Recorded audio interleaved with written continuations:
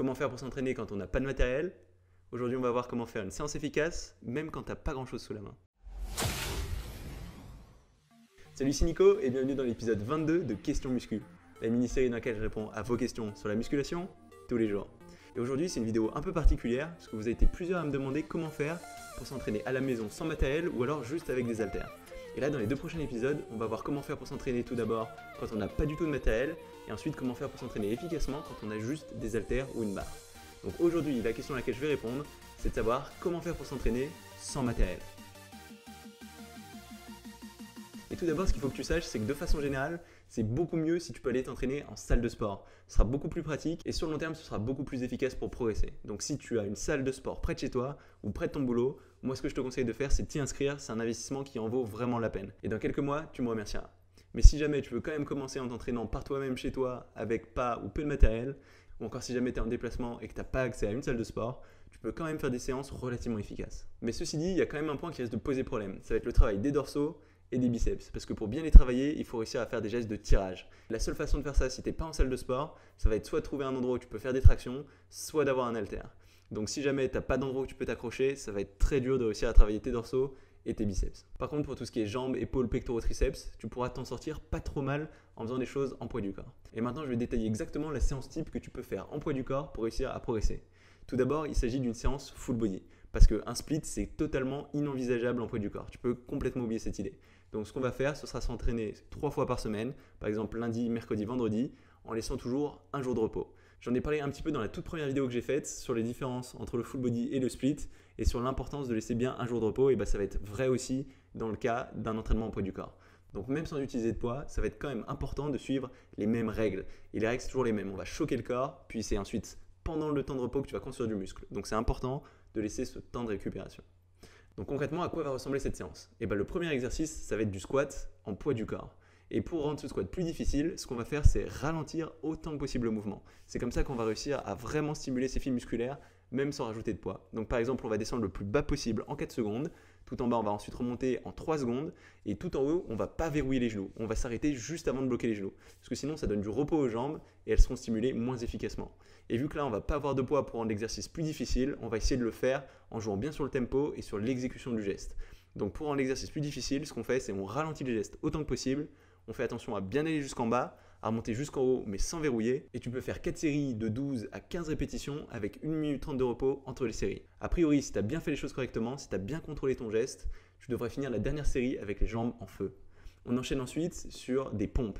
Et les pompes, ça va être un exercice très efficace, mais aussi assez technique. Donc déjà, en termes de position des mains, il faut que tu fasses attention à ne pas les mettre trop haut. Sinon, ça va être surtout tes épaules qu'il faut faire le gros du travail. Donc ce qu'on veut, c'est que tu aies les mains suffisamment basses.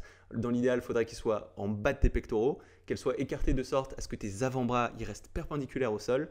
Et normalement, tu dois avoir tes bras qui doivent faire un angle d'environ 45 degrés avec ton torse. Donc tes coudes ils doivent être beaucoup plus bas que ce que font la plupart des personnes. Ensuite, il faudra que tu fasses bien attention à garder toujours le dos bien droit, avoir le bassin aligné avec tes épaules pendant toute la durée du mouvement, à pas onduler. Tu vas ensuite contrôler la descente bien jusqu'en bas. Bien jusqu'en bas, ça veut dire jusqu'à ce que tes pectoraux touchent le sol. Et ensuite, tu peux remonter de façon plus explosive, mais en t'arrêtant avant de déboîter les épaules et d'utiliser le dos. Tu dois absolument pas faire ton dos rond. Ton dos, il doit rester toujours droit, aligné avec ton bassin. Et pour t'assurer de ça, même ce que tu peux faire, c'est relever la tête, regarder droit devant toi pendant toute la durée du mouvement. Et ça va être un exercice relativement dur. Et juste avec 4 séries de 6 à 12 répétitions selon ton niveau, tu vas complètement fatiguer tes pectoraux. Et tu prendras 1 minute à 1 minute 30 de repos entre les séries. Mais ça doit bien te brûler a priori. Ensuite, une fois que tu as fini ces pompes, on va passer au travail des dorsaux. Mais si jamais tu n'as pas d'endroit, tu n'as pas de barre où tu peux t'accrocher, ça ne sert à rien d'essayer de s'entêter, tu n'arriveras pas à faire les dorsaux ni les biceps. Donc si jamais tu as un endroit où tu peux t'accrocher, très bien. Même si tes pieds touchent le sol, c'est pas grave. Ce qu'on fera, c'est faire un maximum de répétitions en contrôlant bien le geste, en montant bien jusqu'en haut, en gardant bien les coudes vers l'extérieur. Et les coudes, ils doivent rester dans le même plan que ton torse, ils ne doivent pas être devant ni derrière. Et tu vas contrôler jusqu'à ce que tes épaules passent légèrement au-dessus de tes coudes. Tu vas ensuite redescendre bien jusqu'en bas, jusqu'à avoir tes dorsaux complètement étirés. Et tu vas en remonter ainsi de suite. Et tu vas faire un maximum de répétitions jusqu'à ce que tu arrives à l'échec musculaire. C'est-à-dire au moment où tu ne peux plus faire de répétitions supplémentaires. Et dans l'idéal, on va essayer de viser entre 6 et 12 répétitions. Et si jamais tu n'arrives pas à en faire autant, ce que tu peux faire, c'est faire des négatifs seulement. Ça veut dire sauter sur tes jambes pour réussir à monter jusqu'en haut, et ensuite contrôler autant que possible la descente. Donc par exemple, ce que tu peux faire, c'est faire 3 à 4 tractions relativement lentes et rajouter 4 tractions où tu fais que la phase négative. C'est-à-dire que tu sautes avec tes jambes, et ensuite tu contractes tes dorsaux autant que possible et tu contrôles la descente bien jusqu'en bas. Et comme ça, tu vas pouvoir faire 4 séries en prenant 1 minute 30 à 2 minutes entre les séries. Et une fois que tu auras fait ces dorsaux, on va passer au travail des triceps. Et une bonne façon de faire ça, ça va être des dips triceps en s'appuyant au bord d'un banc ou au bord d'une chaise, au bord d'un lit, selon ce que tu as sous la main. Et l'intérêt de cet exercice, c'est vraiment de se concentrer sur la contraction et d'essayer de faire venir un maximum de sang. Donc tu as les bras derrière toi, les coudes le plus proche possible de ton torse, tu contrôles la descente bien jusqu'en bas et tu essayes d'être explosif jusqu'en haut en t'arrêtant encore une fois juste avant de verrouiller les coudes et tu vas continuer ainsi de suite jusqu'à faire entre 8 et 12 répétitions. Et tu pourras réaliser 3 séries en prenant une seule minute de repos entre les séries. Ensuite, si jamais tu as pu faire les tractions, on va passer au biceps. Parce que là encore, il va falloir s'accrocher.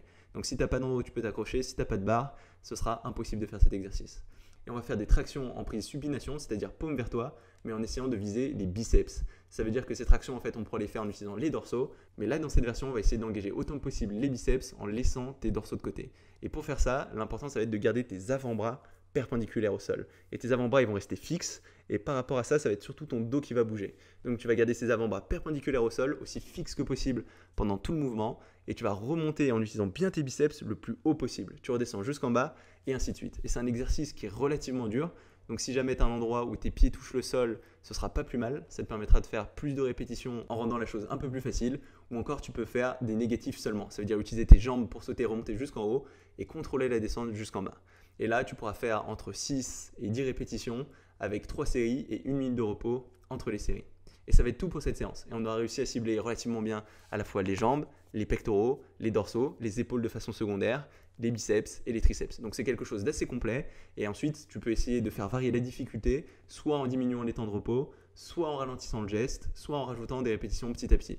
Donc au lieu de faire varier le poids comme on le ferait dans une salle de sport, ce qu'on va faire, c'est par exemple rajouter une répétition à chaque série d'une séance sur l'autre, ou enlever 15 secondes de repos d'une séance sur l'autre.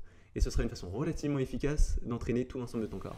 Par contre, encore une fois, si tu as l'occasion d'aller dans une salle de sport, ce sera toujours mieux.